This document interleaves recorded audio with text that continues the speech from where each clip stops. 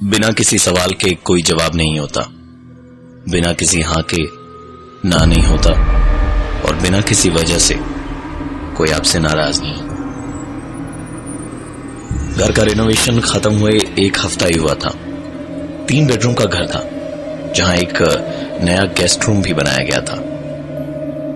और इसी के बाद शुरू हुई प्रकाश, स्मिता और पिंटू की जिंदगी में एक उथल पुथल। पिंटू दोपहर के समय वीडियो गेम खेल रहा था और एक स्टेज पे अटका हुआ था।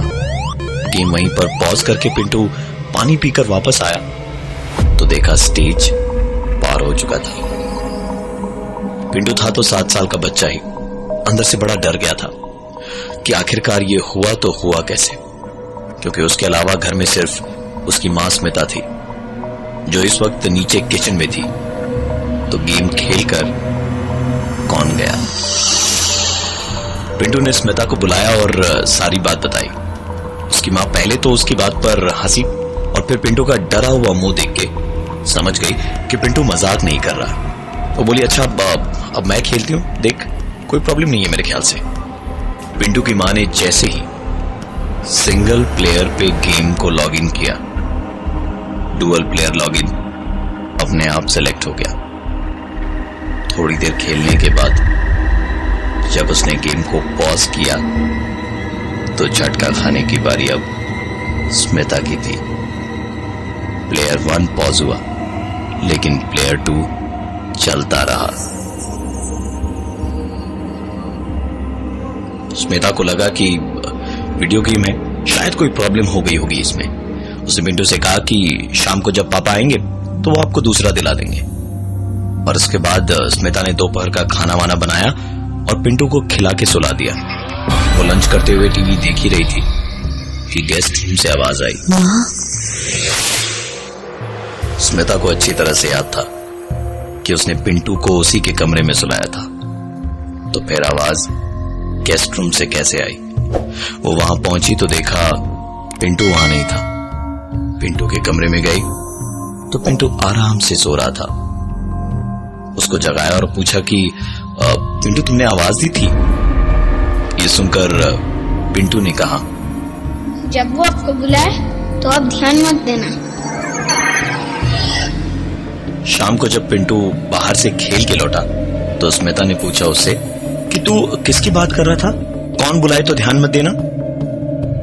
पिंटू अपनी मस्ती में बोला, पर मैंने तो ऐसा कुछ भी नहीं कहा था मां। उसके बाद पिंटू नहाने चला गया। स्मिता अपने कमरे में जा रही थी तो उसको पिंटू के बाथरूम से आवाज आई।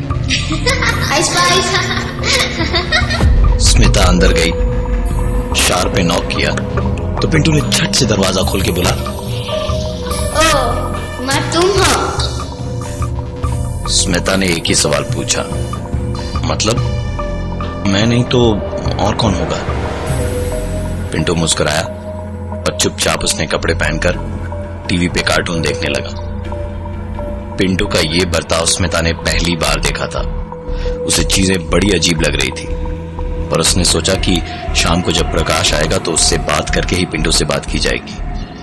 स्मिता अपने कमरे में लेटी हुई थी कि उठ के जब बाहर गई तो देखा नीचे हॉल में सोफे पे बैठ के पिंटू टीवी पे कार्टून तो देख रहा है, पर बार बार कार्टून चैनल चेंज हो रहा है।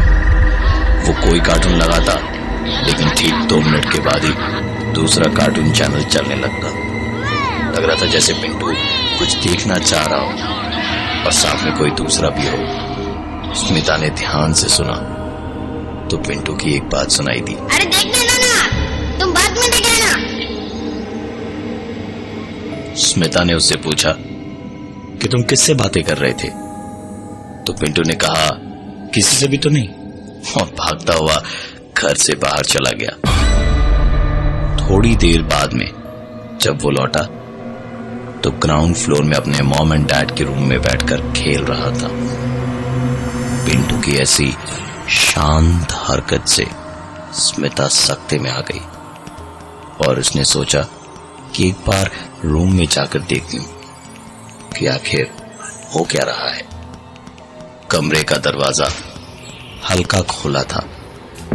वहां से स्मिता ने देखा कि पिंटू एक कार के साथ में खेल रहा था, जो एक बार खींचने पर अपने आप सामने चली जाती है। पिंटू कमरे में एकदम अकेला था। स्मिता ने साफ साफ देखा कि गाड़ी आगे बढ़ी और अपने आप पलटकर किसी ने गाड़ी को पीछे खींचा और फिर गाड़ी आगे की ओर आई। स्मिता तुरंत दौड़ते हुए अंदर गई और पिंटू से पूछा, ये क्या हो रहा है और गाड़ी अपने आप कैसे पलटी? पिंटू ने किसी भी सवाल का जवाब नहीं दिया और गाड़ी लेकर भागता हुआ ऊपर के कमरे में चला गया। स्मिता को अपने सवालों का जवाब चाहिए था, इसलिए वो पिंटू के पीछे पीछे ऊपर की ओर दौड़ी। स्मिता जैसे ही सीढ़ियों पर चढ़ रही थी कि पीछे से डोरबेल की आवाज आई। दरवाजा खोलने के लिए स्मिता पलटी कि तभी उसके बगल से दौड़ता हुआ कोई ऊपर चला गया, जो स्मिता को दिखाई ही नहीं दिया। स्मिता ने दरवाजा खोला तो कोई कुरियर आया हुआ था, जिसे रिसीव करके स्मिता दबे पांव ऊपर गई और इस बार कमरे के बाहर बंद दरवाजे के सामने खड़े होकर सुनने की कोशिश करने लगी कि कहीं इस वक्त भी पिंटू किसी से बात तो नहीं कर रहा। अंदर से जो आवाज सुनी वो सुनकर स्मिता के पैरों तले जमीन खिसकने लगी। पिंटू किसी से कह रहा था, आज तो बच गए, मम्मी ने तो पकड़ ही लिया था। स्मिता ने आंख लगाकर आई होल से देखा तो पिंटू अभी भी हवा में किसी से बातें कर रहा था। स्मिता सारे दिन इसी सोच में डूबी रही कि आखिरकार ये हो क्या रहा है। उसने प्रकाश के आने का इंतजार किया। प्रकाश के आने पर उसने प्रकाश को सारी बातें बताई तो उसने कहा कि पिंटू को बोर्डिंग स्कूल भेज देते हैं, कुछ दिन वहां रहेगा तो सब ठीक हो जाएगा। डिनर टेबल पर प्रकाश ने पिंटू को बोर्डिंग स्कूल की बात बताई तो पहले तो उसे बुरा लगा, लेकिन फिर बोर्डिंग स्कूल में होने वाली मस्तियों के बारे में सोचकर उसने जाने के लिए हां कर दिया। डिनर करने के बाद पिंटू अपने कमरे में गया और थोड़ी देर बाद वहां से अपने मॉम एंड डैड के कमरे में आकर उसने कहा, मैं नहीं जाऊंगा बोर्डिंग स्कूल, वो मना कर रहे हैं। प्रकाश को अब समझ में आया कि स्मिता इतनी देर क्या कह रही थी। उसने पिंटू से बार बार पूछने की कोशिश करी, लेकिन पिंटू कुछ नहीं बोला कि वो किसकी बात कर रहा था।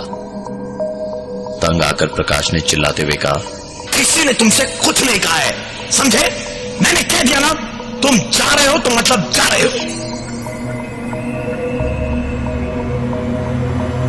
पिंटू को बोर्डिंग स्कूल में इन सब से दूर रखने के लिए जब प्रकाश और स्मिता उसे छोड़कर लौटे तो प्रकाश को अचानक ही ऑफिस के काम से शहर के बाहर जाना पड़ गया। स्मिता के इस घर में रेनोवेशन के बाद ये पहली रात थी जब वो एकदम से अकेली थी। रात को सोते वक्त स्मिता को एक आवाज सुनाई दी। स्मिता बड़ी हिम्मत करके उठी कि पता नहीं कौन होगा। धीरे धीरे दबे पांव पहुंची तो देखा आवाज जैसे से आ रही। स्मिता ने पूरी हिम्मत जुटा के कमरे की लाइट जलाई तो खिलौने की आती हुई आवाज रुक गई थी। जिस खिलौने से इस तरह की आवाज आ सकती थी, जब स्मिता ने वो देखा तो उसके दोनों हाथ जुड़े हुए थे। जब स्मिता ने देखा कि यहां कोई गड़बड़ नहीं है तो उसने लाइट ऑफ की और लाइट ऑफ करते के साथ ही स्मिता ने तुरंत लाइट चलाई। लाइट चलाते के साथ ही आवाज तो बंद हो गई, लेकिन इस बार उस खिलौने के हाथ अलग अलग थे, जैसे वो बिना चाबी के जिंदा होके चलाओ। स्मिता ने वहां की लाइट बुझाई, थोड़ी देर रुकी, शायद दोबारा आवाज हो, लेकिन इस बार कोई आवाज नहीं हुई। तो वो चुपचाप अपने कमरे में चली गई। कमरे में आकर लेटी ही थी कि एक आवाज उसके कानों में और पड़ी। स्मिता ने ध्यान लगाकर सुनने की कोशिश की, तब सुना कि आवाज उसके अलमारी के अंदर से आ रही थी। कोई भी दूसरा इंसान होता तो शायद डर से पता नहीं क्या करता, लेकिन स्मिता डरपोक नहीं थी। वो उठी, अलमारी तक गई और उसने झटके से अलमारी खोली। आवाज अब भी आ रही थी। स्मिता ने सुनने की कोशिश की और फिर अलमारी के ड्रॉर एक एक करके खोलने शुरू किए, और नीचे का ड्रॉर खोलने पर आवाज रुकी तो सही, लेकिन ऐसे जैसे जोर से रोने की आवाज रुक जाए और सुबकने की आवाज आती रहे।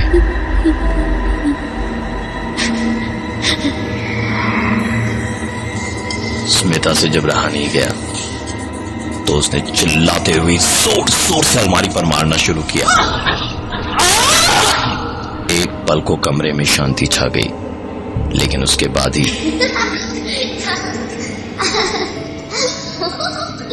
स्मिता ने जोर से अलमारी का दरवाजा बंद किया और चुपचाप अपने बिस्तर पे दुबक के बैठ गई।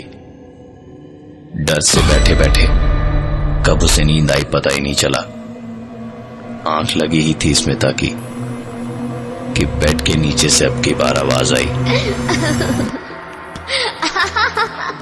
स्मिता इतनी डर गई थी कि उसे यह भी होश नहीं रहा कि प्रकाश को या आसपास किसी को फोन कर ले।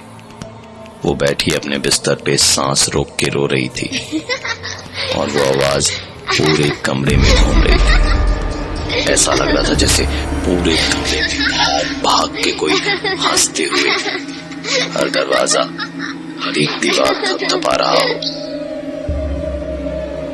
पता नहीं स्मिता को क्या अचानक याद आया कि स्मिता ने टीवी ऑन करके कार्टून चैनल लगा दिया। सुबह तक कुछ और तो नहीं हुआ, लेकिन रह रह के कार्टून चैनल की आवाज के साथ एक आवाज और आती रही।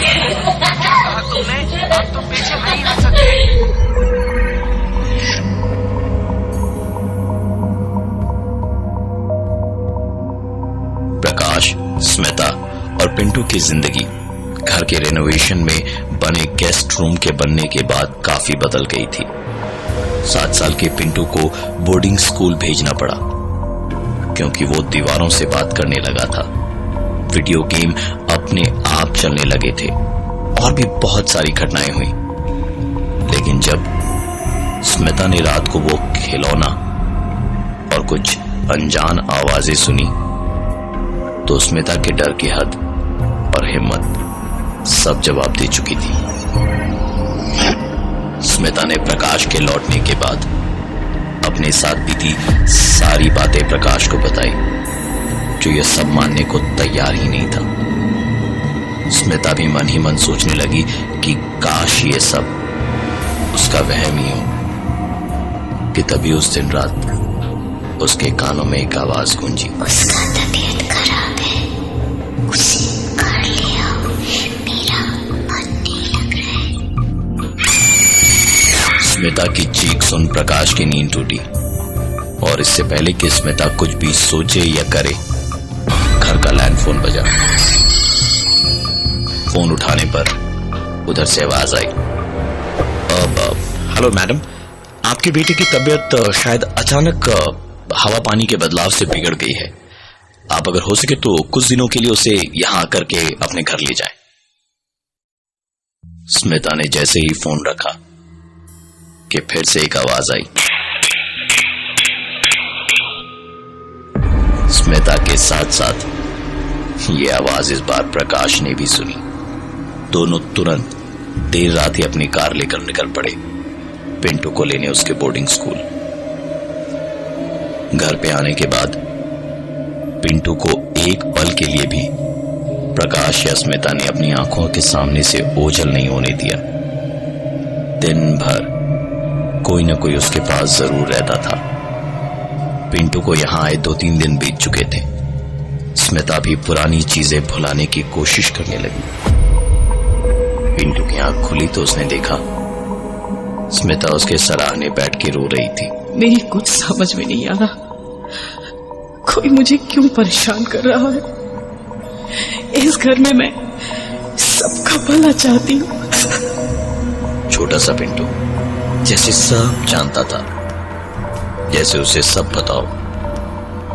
दूसरी तरफ पलटा और हवा में ही बोला, मत करो ना ऐसे, देखो ना माँ रो रही है। स्मिता ये सब देखकर भड़क गई थी और चिल्ला के बोली, किससे बात कर रहे हो तुम? जो मुझे इस घर में जीने नहीं देता तुम उससे बात कर रहे हो? हाँ? जो मुझे परेशान कर रहा है तुम उससे बात कर रहे हो? कौन है? बताओ कौन है, किससे बात कर रहे हो? बताओ। जितने गुस्से से स्मिता बोली उतने ही प्यार से पिंटू ने कहा, दीदी। अब स्मिता को सचमुच गुस्सा आया और वो तेज चिल्लाते हुए बोली, तेरी दीदी बस तुझे दिखाई देती है, मुझे क्यों नहीं दिखाई देती? मेरी भी तो बेटी है। पिंटू वापस उसी मासूमियत से बोला, क्योंकि आपने भी उसे तब नहीं देखा था जब उसको आपकी जरूरत थी। दरअसल स्मिता पिंटू और उसकी बहन की सौतेली मां थी। एक रात जब प्रकाश काम से शहर से बाहर था तो स्मिता को लगा कि पिंटू की बहन की तबीयत मामूली सी ही खराब है और लापरवाही में उसने सोचा कि सुबह होने पर उसे डॉक्टर के पास ले जाएगी। लेकिन सुबह तक बहुत देर हो चुकी थी। जिस दीदी की बात पिंटू कर रहा था वो दीदी मर चुकी थी। इस घटना के बाद स्मिता के साथ उस घर में कुछ भी अजीब नहीं हुआ, पर पिंटू कभी अकेला नहीं रहा। जैसे उसकी दीदी पहले उसके साथ थी, वैसे ही आज भी उसकी दीदी उसकी बेस्ट फ्रेंड है। मुझे अपना बेस्ट फ्रेंड बनाएंगे?